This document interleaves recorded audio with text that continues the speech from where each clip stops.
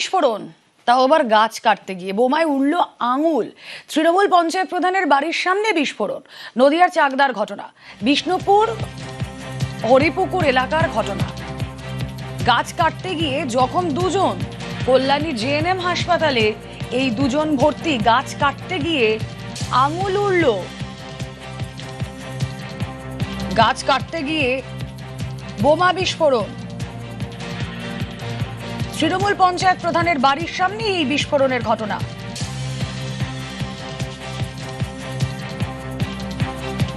নদিয়ার চাকদার বিষ্ণুপুর হরিপুকুর এলাকার ঘটনা।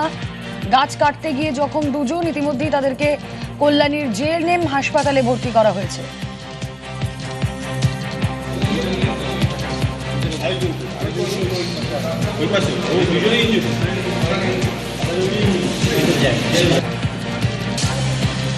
কি করে এইভাবে আহত হলেন? কথা বলবো, রঞ্জিত রয়েছেন সঙ্গে। রঞ্জিত, কি করে এই ঘটনা ঘটলো? বোমা সেখানে মজুত করে রাখা হয়েছিল তৃণমূল পঞ্চায়েত প্রধানের বাড়ির সামনে, দাও আবার। রঞ্জিত, শোনা যাচ্ছে? না, যোগাযোগ বিচ্ছিন্ন হয়ে গিয়েছে। স্থানীয়দের বক্তব্য এবার শোনাই আপনাদের। ওইখানে গাছ কাটতে গেছিল এই 4 জনে। গাছ কাটতে গেলে এবার গোড়া পরিষ্কার করতে গেছে। গোড়া পরিষ্কার করতে কোদালটা টান দিয়েছে। টান দিলে এবার বোম বাস্টিং হয়েছে। ওখানে বোম বাস্টিং হয়ে আঙুল ফাঙুল উড়ে গেছে। 2 জনের, একজনের ইঞ্জুরি হয়েছে, একজনের আঙুল টাঙুল উড়ে গেছে। ওই টিএমসির প্রধান হচ্ছে উনি। ওনার বাড়িতে হয়েছে। ওনার বাড়িতে গাছ কাটতেছিল। বোম ওই যে কোদালে কোপ লাগিয়েছে, বোম বাস্ট হয়ে গেছে। আরো একবার আপনাদের জানিয়ে রাখি, নদিয়ার চাকদার বিষ্ণুপুর এলাকার ঘটনা। গাছ কাটতে গিয়ে আঙুল উড়ে গেল বোমা বিস্ফোরণে। তৃণমূল পঞ্চায়েত প্রধানের বাড়ির সামনে এই বিস্ফোরণ।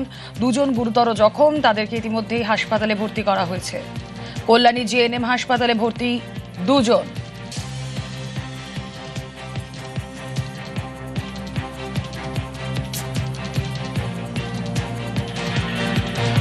কথা বলবো, রঞ্জিত রয়েছেন সঙ্গে।